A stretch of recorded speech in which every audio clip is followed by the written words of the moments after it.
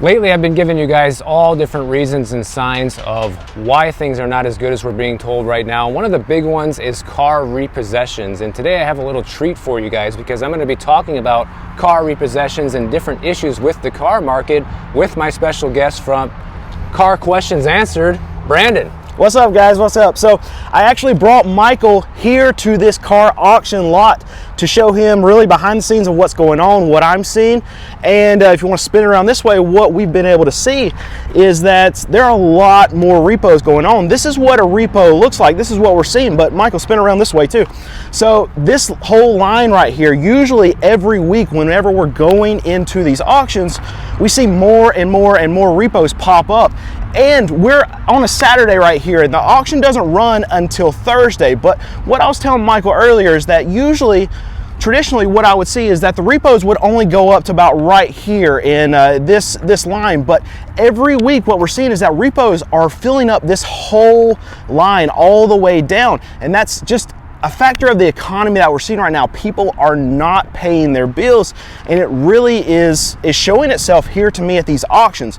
And I want to show you exactly what a repo looks like. Now this is one, it's from a buy here pay here dealer, and the reason why I know it's repo is because I can see who is selling these cars. And a buy here pay here dealer is basically just a dealer who holds their own notes. They're not financed through a bank, a lending institution. It is the lower segment of the economy where you see on the side of the highway where you'll have a dealer that says, okay, $9.95 down on this van right here. You can go pay that, and then you pay that dealer a monthly payment every single month. And we see a lot of these dealers are actually turning in a lot of these cars that they're repossessing to these auctions right now. Because, and just to be clear, those are basically predatory lenders. I mean, that's what this is. Yeah. It's always been that way. That's kind of the business with that. They're just kind of getting people that can't afford a car any other way, and then eventually they know they're probably going to repossess that car. Yeah, and absolutely. So here in North Carolina, they actually charge the maximum amount of interest, which I think around here is like 25% interest. So wow. Think about just swiping a credit card to buy a car. That's the amount of interest these people are paying. So yeah, they default on their loans, and that's a segment of the economy right now that's getting hit the worst. But let me show you what a repo looks Brandon, like. Before you show us this car real quick, Yep. I just want to explain to everybody that this line of repos here is kind of small, but like you said, throughout the week this will fill up, and that's just for the local area. This is just for this little area near Charlotte, North Carolina. And this is probably just one little car auction, right? So there's a lot more repos coming in per week than you're ever going to see in this one little lot. Yeah, and the thing that I have noticed over the last, I mean, it's been a year now, is that this particular dealer, they usually would run 5 to 10 cars. That's it for their repossessions. But over the last 6 to 8 months or whatever, they've filled up this whole row every single week with repossessions. But check this out here. This is what repos typically look like. They're broken, they're nasty. You got holes in the floorboard, nasty parts are falling off of them. But what we know about repos is these are not the cars that, especially a dealership like me, I don't want to buy these kind of cars because people who are not paying their bills, they're not going to take care of their cars. So if you're looking for this explosion of repos, this auto loan delinquency crisis to fix the car market, it's not going to do it, because these are cars that us as car dealers, we don't want to buy, and they take too much work to actually put into them to get them back to where we can sell them. So they're not going to increase the level of inventory in a meaningful way to lower used car prices. Another problem to that is if we have this repo apocalypse, whatever, and if it even doubles to where it's more than what it is right now, double what we have right now, we still have this massive lack of inventory coming from trade-ins from these new car dealers not selling their cars. So that lack of trade-ins, because people can't afford new cars right now, is not hitting the system. It's not hitting these used car dealer auctions. So what we need to fix this car market is for new car dealers to sell their cars. The only way they're going to sell their cars is either prices have to lower in a meaningful way, or consumers have to have money to actually buy cars. Right. And the economy's not getting any better right now. Interest rates aren't coming down in a meaningful way in anytime soon. So I don't see anything happening to benefit the used car side of things anytime soon. Yeah, exactly. That's a big problem. So I mean, this is a used car. You're a dealer. You're not going to buy it. So what's going to happen to a car like this? So there will be a dealer out there that buys this car. They're going to be ones that they spend money on actually fixing the cars, getting them ready and putting them back in the system. But if you turn over this way, this is another car in this similar situation as that. This was repossessed. It's got 236,000 miles, but this is not a car that's probably going to enter back into the marketplace. It's got paint that's absolutely destroyed on it, 236,000 miles. It's a Mazda, and these cars are notorious for their transmissions being really bad. So this is probably a car that's going to be bought by another dealer. Maybe they'll try to fix it and put it back on the road, but I would assume because the transmission is probably bad on this, this is destined to just be junked and taken out of the market for the used car buyer. And you can see the inside is falling apart. You got the headliners coming down. All done. Even says bad trans on the side over Oh there. yeah, okay, there we go. I didn't even see that before. I just guessed because it was a Mazda 626. This was going to be a bad transmission car. There you go.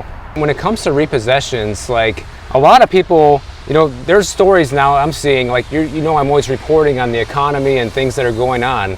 And one thing I'm seeing are stories that are talking about people like, okay, if you can't pay your car loan, this is what you're facing. You know, people have to face things like, ruining their credit score. First of all, if you're not going to pay, you go delinquent, you're going to get your car repossessed, but it's also going to hurt your credit, which makes it harder to buy another car. Right. Number one, it makes it harder to finance a house in the future. It makes it hard to buy anything on credit.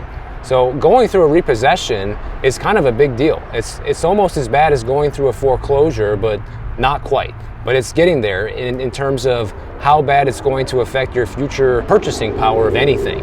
So, I mean, what do you see happening with people that go through this? You ever met people that come to your lot that have gone through this and you try to sell them a car? Like, what's your experience with that? So traditionally for the cars that I'm actually selling, I sell cars that are $5,000 and under. I'm in a unique niche, so my car dealership is going to service the underserviced niche of the population as far as people that need help buying a car. So we don't finance, we don't use any credit or anything like that. So we get a lot of consumers that have gone through this repossession, and then they come in, they scrounge up $2,500, $3,500, and they're able to buy a car from me, and then they don't have payments.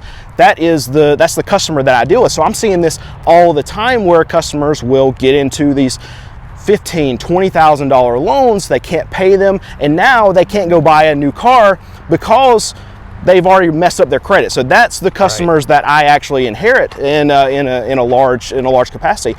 But what I'm seeing I've talked to a lot of franchise managers, I've talked to a lot of dealers that deal in that $20,000 to $25,000 range, and they're seeing a lot more repossessions pop up on people's credit. They're seeing that people can't get approved for these loans. So we've seen a credit tightening over the last year and a half now, and that's really prohibiting a lot of buyers from buying these newer and new cars. So these franchise dealers, they're losing a lot of business because people just can't get into these loans. And it's going to get worse as we keep on this cycle of the Fed with the increase of the rates that we've had, because the economy is just getting tighter right now, and we're seeing it in the car market. You might not see it in the numbers across GDP or whatever you're looking at, but the car market is screaming it right now that people are tighter on money, banks are tighter on lending, fewer cars are able to be sold from these franchise dealers, and really that's showing itself in these auctions, just like what we're walking in right now, that fewer trade-ins are coming to the market. It's because people just can't buy these cars. So you've been in this business for how long? 13 years. 13 years. So just kind of after the GFC, you got into this. So I'm sure you've never seen it this bad. This is kind of as worse as it's ever been in terms of sales numbers, in terms of distressed buyers and everything like that. But that kind of helps your business because you're dealing with people that have already gone through that, and they're looking for a cheap car that they can just pay for cash. So actually, somebody like you're able to thrive in this situation, right? Yep. So one of the big things about our business is because we sell cheaper cars is that as the economy gets worse and as this middle section of pie starts to rotate down where, okay, people can't buy $10,000 cars, but now they have to rotate down to the $5,000 cars, I actually my piece of the pie gets bigger. So so we're actually seeing a bump in sales right now, where we're having people that say, you know what, I can't afford this car that's $12,000-$15,000, and the bank won't write me a loan for it, but I can get that $3,500, so I'll come and buy a car from you. So we're actually doing very well in this economy. And the thing about our business is we're going to do well if there's a lot of money flowing, because there's always going to be that subset of the economy where, okay, people need cheap cars, and that's where we thrive, but we just gain a bigger market share whenever the economy gets worse. Right, so the economy taking a downturn actually can help people. That's one thing I like to talk about here sometimes on the channel. Like, some people say, oh, you never have good news, Michael. Well, take a look at this. This is good news if you ask me. It's a success story that Brandon has here, in the sense that you can get into a business that does well during an economic downturn. At the same time, you're not taking advantage of people like the buy now, pay here places. You are giving somebody an opportunity to buy a car at a low price for cash, not taking on extra debt, which is a big one, and they're getting a vehicle they can afford and that drives, which is what people need right now, not getting into these $700,000 a month car payments that people try to get into, and then they end up here. Here's the other problem with repossessions, guys. Like, not only does it screw up your credit for a long time, but the other thing is, if you get in trouble and you don't want to have your car repossessed, then you can talk to your lender, and sometimes they'll be able to work out a situation. Just like if you fall behind on your mortgage, they can do a loan modification, okay? But this is just asking for more trouble, because when you do something like this, okay, you can afford your payment, but instead of having a 5-year car loan, maybe you have now a 7 or 8-year car loan. They're just going to extend it. That's usually the way that this is done. Have you seen people do this before? I have now heard of 9-year car payments, and that's absolutely insane. Oh, wow. Yeah, I mean, when I have a graph here, I'm going to put this chart up for people to take a look at that relates to that. So here are the interest rates for a car loan right now. So if you want to do a 72-month term, you're at about 8.7% interest. And if you want to do a 60-month term, not much better, maybe around 8%. And 48-month is still around that 8% mark. So these are the best case scenario. I mean, 48-month is kind of like the norm. Some people do 36 months, but I say most people probably do a 60-month loan. People go for that 5-year car payment because that tends to be the most affordable one. They don't want to drag it out too far, but you're looking at 8.5–9% interest right now. So we just recently went to CarMax to check out some of their prices. We do CarMax videos every once in a while, but we looked at some of their payment structures, and for bad credit, which is CarMax is just a big glorified buy here, pay here dealer. That's what they are. They hold a lot of their own notes. But we saw for bad credit, some people were paying 20% interest to CarMax. This is a massive publicly traded company, and even going to a massive dealership like that, people were signing up for 20% interest loans. And think about how many cars they sell over the nation each and every month. And there's people signing up for those payments, those loans at 20% interest each and every month. Thousands and thousands and thousands and thousands of people. And guess what? That's going to make their payments astronomical. And then when they don't pay them, guess what? They're coming here. They're coming here. Yep. So what do you think is like the psychology behind somebody doing that? Because that's kind of fascinating if you ask me. Like, somebody that can't really afford the car, they're signing up for this massive payment that they know they're probably not going to be able to pay for. Why do they go and buy that car from CarMax instead of come to a dealer like you and just pay cash for a cheaper car? So here's the thing, they don't know that they can't make the payment. So they go into that, they want a new car. They're trying to find the cheapest payment possible because people don't shop the actual price of the car. Me and you would probably go into a dealership and look at the car and be like, okay, it doesn't matter what the payment is, but I need to see, okay, make sure I'm getting a good deal. What's the total price of the car? What's the out the door price of the car? Most people do not shop for cars that way. They shop for payments. So they go in and say, okay. That's how people shop for houses, by the way, too. Really? Yes. That's crazy to me. So people will go into the dealership and say, okay, I want to buy a car, and they'll lead with, but I can only afford a $500 a month payment. Right. You know what? As soon as you say that, they got you. That dealership's got you, because they will just absolutely rip you to shreds on the price of the car, add-ons, all this stuff, and they'll just extend your loan out, and you're going to get the worst rate possible, because they're just going to continue to extend your payment out as long as possible to get that payment monthly as low as possible. But you're getting raked over the coals over the course of that loan. And it's just amazing to me that people do not shop for the actual price of the car. They go in and say, I can afford this payment, and that's it. And that's how you get destroyed on a car loan. Wow, that is very sinister, man. I had no idea it was actually that bad, because when I went in and I bought my Jeep, I traded in my old Jeep last year, bought a brand new one. They asked you the same question, what do you want your payment to be? Well, I don't want a payment, I want to pay cash. And that's like not really what they want to hear anymore. I remember when I was a kid growing up, that used to be like a good thing. They want people coming in paying cash, but now they want everybody to finance. They make more money off of that on the back end with the loan. So you should never tell any car dealer what you want your payment to be, I guess. So these car dealers, they can make money in so many different ways, where they can end up just breaking even on the car that they're selling you, but they'll make money in finance, they'll make money on any kind of add-ons they're selling to you, they'll make money on their dock fee, they'll make money on warranties. So they can literally make zero money. They can even take a loss on the actual car that they're selling you, but they can still end up making $5,000, $6,000, $7,000 off all of these other products that you're getting from them on the deal. So even when you're looking at like negotiation, and when you're looking at how much you should pay for a car, even if you are able to negotiate under that, all that matters is the out the door price. And we talk about that a lot on my channel. Is that's how you need to start your negotiation, is out the door price. That's all that matters. The price of the car doesn't matter. They could sell you the car for zero money and then charge you $50,000 for add-on. That's actually illegal, and you're going to get just destroyed either way. So out the door price is the biggest thing when you're actually going to go negotiate for a car deal.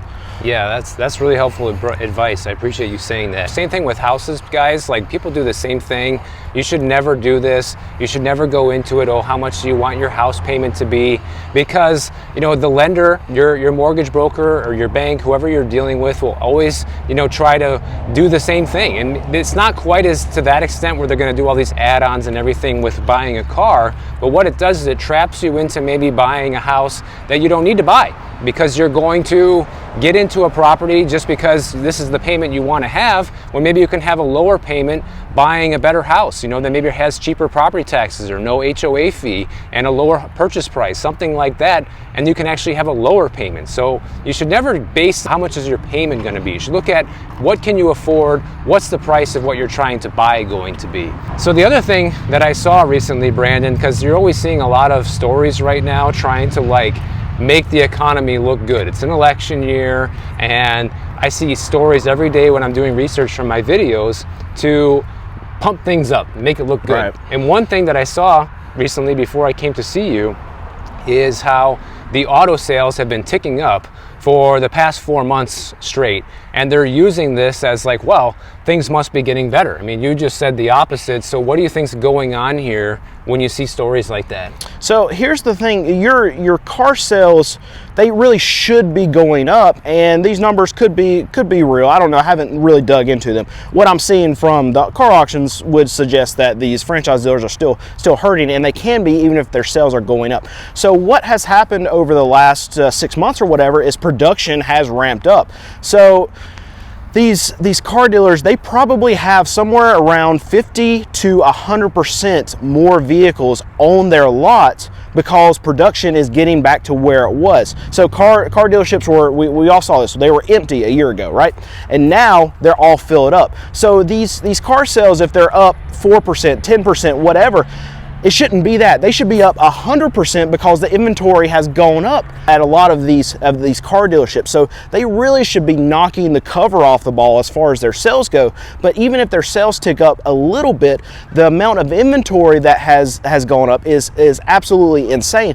And these dealerships, they have what are called floor plans. They have basically credit cards they swipe to keep their inventory. So when that inventory sits for longer, the more inventory they have, it's going to sit for longer, then the more more interest they have to pay. So I get a lot of questions saying, well, okay, if these car dealerships are in trouble so much, why are these manufacturers turning in record profits still, and sales are going up? Well, yeah, the manufacturers are, but the problem with that is that manufacturers are wholesalers. They're not selling to consumers, they're selling to these dealers. Right. And these dealers can be in big time distress, even though that the manufacturers are sending them cars, because these manufacturers, they have allocations that are sent out to these dealers. And as long as these dealers take these allocations, and they're taking the allocations even though they're not selling these vehicles, then the dealers are actually the ones that are taking the brunt of this. But that's why you're seeing these big car dealerships that sell brand new cars is flush with cars. They just have cars as far as the eye can see because they're taking on more than they can sell. Yep, and we have all this inventory level rise until it gets to this point. This is where we're at right now.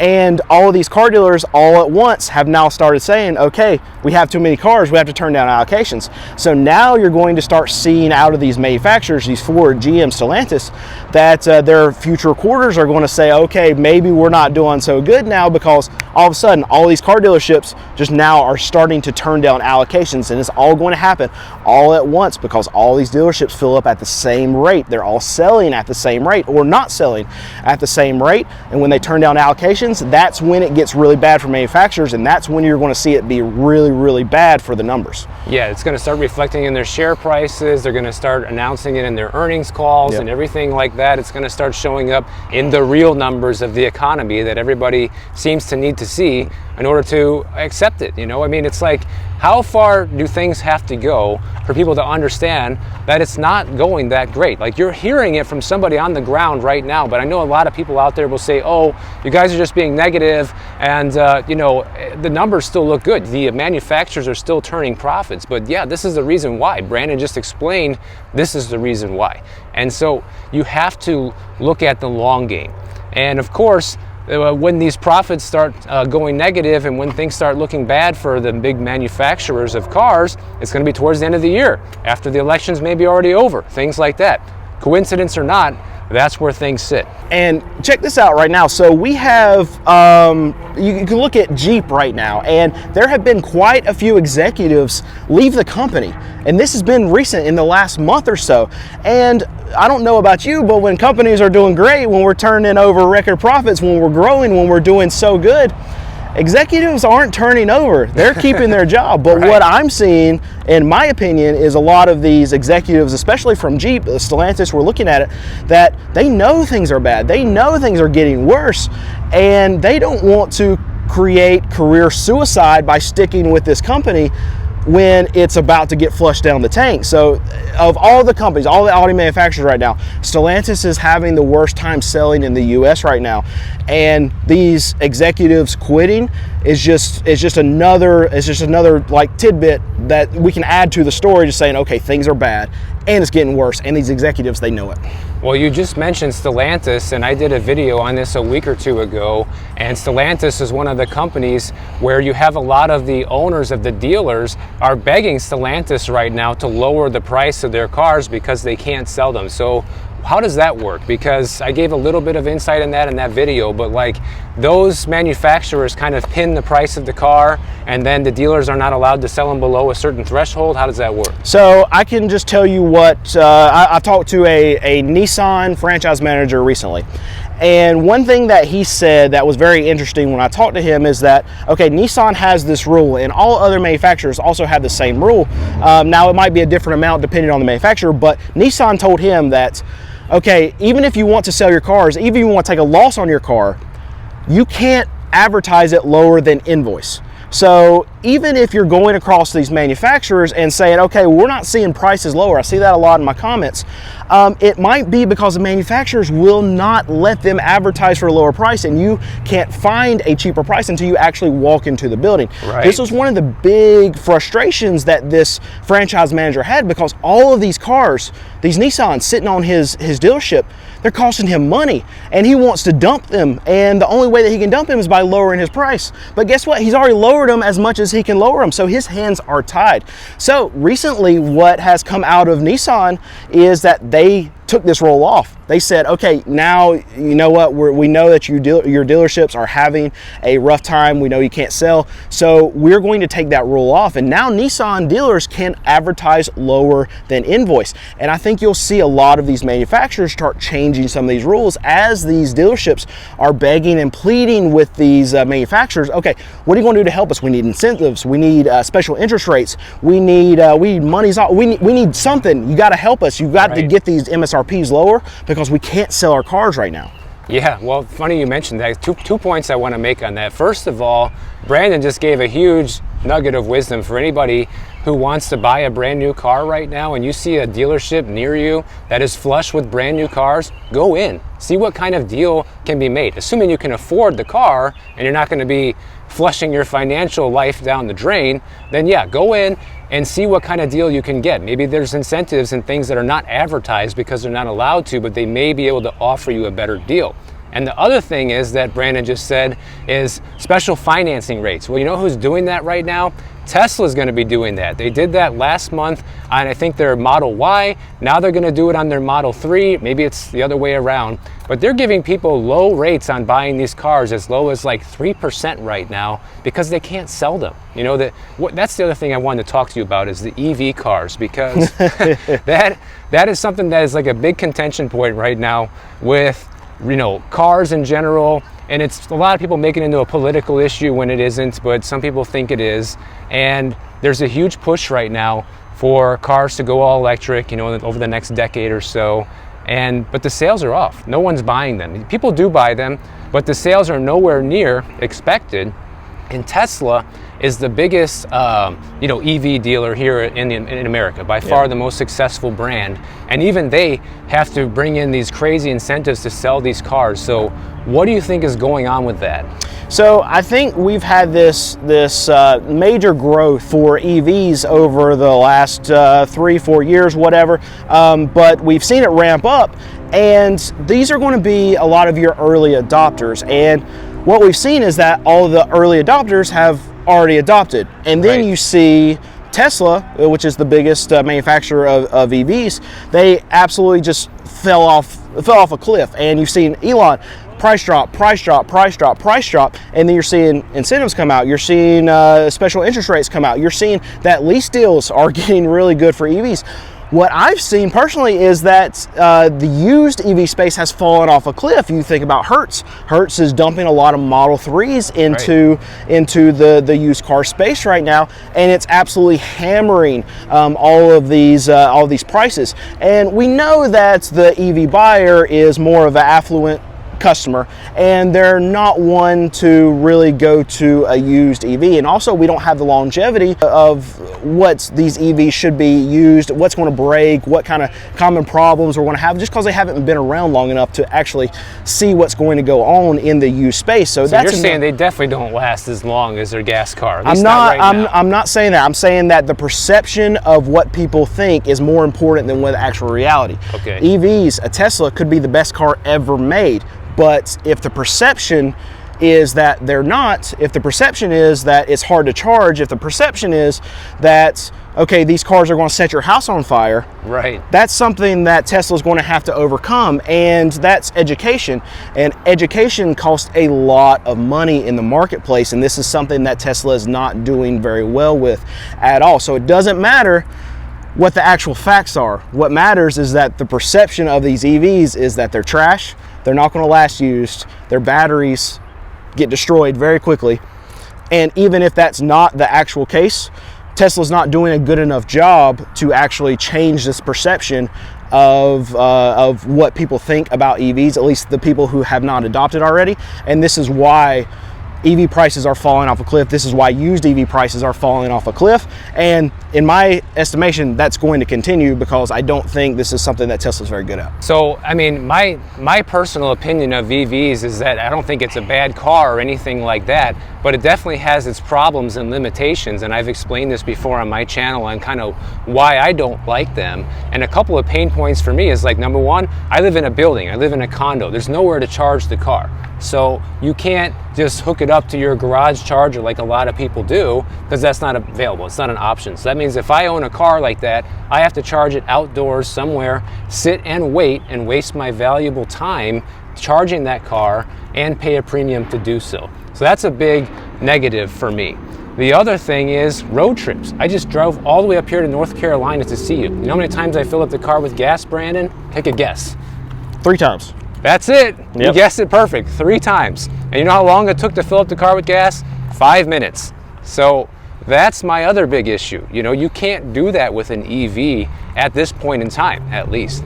So they want this to be a big replacement for these gas-powered cars, but the reality is they are inferior technology, at least right now. Maybe in the future that won't be the case, but if you're trying to do, you know, just a regular road trip like I'm doing, and you live in a place where it's hard to charge, it's not a practical solution. I mean, what's your take on EVs? So I will say I'm not anti-EV. It seems like you're more anti-EV than even I am, and I lean more towards the anti-side also.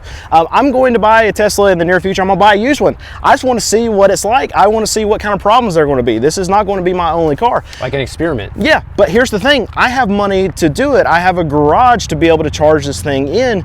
So here's the problem with the segment of the population that Tesla has to get. A lot of people like you, they live in apartments, they live in condos, and they're not going to feel comfortable charging out in the open where they have to run a drop cord, or if their condo apartment doesn't have a charging station, they have to do exactly what you're saying. And twice a week, they're going to have to go find a charging station. They're going to have to sit there for 15, 20, 30 minutes to be able to fully charge this thing. And if they drive a whole lot, then maybe even that won't be enough, because even Tesla's top models of their EVs, as far as the batteries, they're going to last 400, 420 miles in ideal situations. So the weather and everything affects it. Yeah, so road trips, if someone drives, I mean, I have an employee of mine, she drives an hour to work every single day. A Tesla will not work for her. That's not an option. So a lot of these EVs, if people want to try them out, they have to be their third car. And as we know, in this economy, people can't afford to have a third car. That's not, I mean, no. that's not a family of 4. They're not buying a third car, an extra car, just to try out this new technology. And people who are living in that spectrum of the economy, they can't afford to try out this technology. They have to buy a Camry, and it's got to work, and they got to be able to fill it up. It's got to get them to work, right? So, so that's the big piece of pie that Tesla has to get to make this successful. And I don't see that happening anytime soon. Yeah, that's a great point, Brandon. So I want to end things with this. A lot of people ask me on the channel, like, well, Michael, you're going to let us know when things are getting better, or when it's time to go buy a house or whatever. And so I want to ask you, Brandon, like, what is your take on, at least in the car market and things like you see in your business, what is going to be like the telltale sign that things are getting better in the economy as far as car sales and your business? Like, what should people be looking out for when we know things have finally recovered or turned around? So I've done a lot of interviews with a lot of other people that are in the space, and I ask them at the end of every interview, what fixes the car market? What is going to bring the car market back to a reasonable place where buyers are happy, sellers are still making money, and I don't put out these videos that get 300,000 views saying, okay, look at the price of this truck, right? Yeah, I mean, I'm tired of doing those videos, frankly. So hopefully we can get to that place so I can stop making those videos. But what gets to the place is velocity of money going through the car market. What I mean by that is volume. We need transactions to happen. It's probably the same thing in the housing market, I would assume. Absolutely. But if you get to the point where buyers are buying new cars, then they're trading in their old cars, then you have more cars coming into the used car space, which can push prices down. And if the price of used cars go down, more people will be willing to buy used cars, meaning that the price of new cars have to come down, because you have to acquire those customers away from the used car space. So the more transactions that happen in the used car space and in the new car space, the more prices can be driven down. So what do we need for that to happen? We need rates to come down. We need monthly payments to come down. We need MSRPs to come down. So all of this happens, it's like a chicken or the egg kind of thing, because if people start buying a lot of new cars, then the prices aren't going to come down. So that means used car prices are going to stay elevated too. So you kind of need this flush, right, where all the MSRPs come down to where you have this layer of people that are waiting for prices to come down. When they come down, then all of them enter into the market at the same time. And then you have dealerships that are turning money, then you have dealerships that are turning trade-ins, then you have used car dealers that are turning used cars, and then you have just this price crush from every angle because people are buying things. That's what we need to happen. We need people to buy cars. I'm glad that you said that it all relies on velocity, because there are a lot of parallels in what you do and what I did for so long in real estate, and that the sales need to be there. Like I just reported in my video the other day, how home sales right now are at the lowest level that we've seen since 1978. Wow. I mean, that's crazy. We're talking almost 50 years ago. That's when we saw that. But the difference was back then, we had 130 million less people in the country buying houses. So that just goes to show you that things are not there right now when it comes to sales. And when the sales are off on stuff that people need, cars, houses, you know, stuff that relies on credit and financing and the price being fair, when that's off, until that stuff recovers, things aren't good. And that's kind of like my definition of the economy not being as good as we're being told right now. I don't care what all the other numbers say, because the numbers that really matter on the things that people need when it comes to prices, people pay for items and inflation and things like that, those prices are off. Those prices are too high. People are not able to afford regular things that they could just 5 years ago. And until that stuff gets better, then we're going to be in the dumps for a while, unfortunately. So that's where it is. But Brandon, I really appreciate you coming on the channel. And if you guys haven't heard of him, his channel is called Car Questions Answered. I'll leave a link for it down below. You can guys go check out his videos and subscribe to his channel. And if you enjoyed this video, make sure you subscribe to the channel. And if you don't want to wait for my next video to come out, check out this one on the screen right over here. And I'll see you in the next one.